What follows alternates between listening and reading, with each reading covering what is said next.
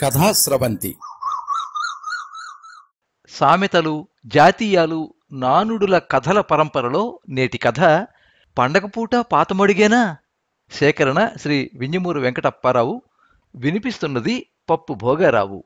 వినిపించమని కోరిన వారు శ్రీ ఎన్కే బాబు.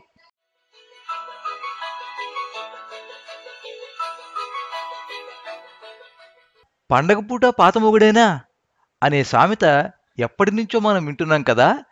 ఈ మాటకున్న అర్థం మీరు ఎప్పుడైనా ఆలోచించారా? అసలు ఇంతకు ఈ సామెత కరెక్టేనా? ఈ సామెత మహిళ యొక్క గుణమును తప్పుగా అర్థం చేసుకునే విధంగా ఉంది. హిందూ సంప్రదాయానికి విరుద్ధమైన అర్థం ఇచ్చే విధంగా, అంటే పండగపూట కొత్త మొగుడు కావాలి అన్న అర్థం వచ్చేలా ఉంది. మహిళలను కించపరిచేలా ఈ సామెత ఉండడం బాధాకరం. నిజంగా ఈ సామెత ఇలానే ఉందా అని అనుమానం రావడంతో దీని ఆంతర్యం కోసం చిన్న పరిశోధన జరిగింది. అప్పుడు దొరికింది అసలైన సామెత.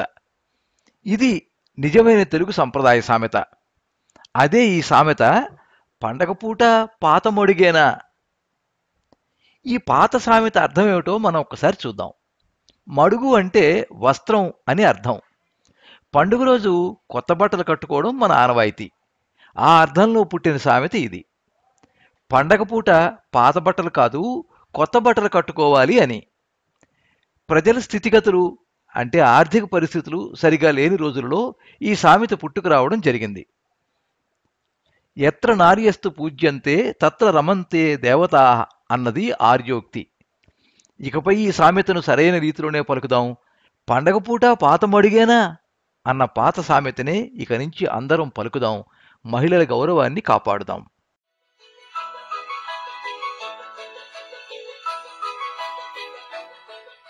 మీరింతవరకు పండగపూట పాతమొడిగేనా కథ విన్నారు. సేకరణ శ్రీ వింజమూరు వెంకటప్పారావు. కోరిన వారు శ్రీ ఎన్కే బాబు. వినిపించినది పప్పు భోగారావు.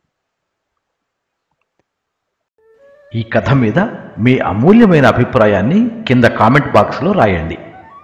ఈ వీడియోని లైక్ చేయండి, మీ మిత్రులందరికీ షేర్ చేయండి. ఇలాంటి మరిన్ని మంచి కథలు వినిపించడానికి ఈ ఛానల్ని సబ్స్క్రైబ్ చేసుకోండి. పక్కనే ఉండే బెల్ ఐకాన్ని క్లిక్ చేస్తే ఇలా అప్లోడ్ చేసే వీడియోల వివరాలన్నీ కూడా మీకు ఎప్పటికప్పుడు నోటిఫికేషన్ ద్వారా తెలుస్తాయి. ఎప్పుడు మీ అభిమానాన్ని కోరుకునే పప్పు భోగారావు. సర్వే జనాః సుఖినో భవంతు. కథా స్రవంతి.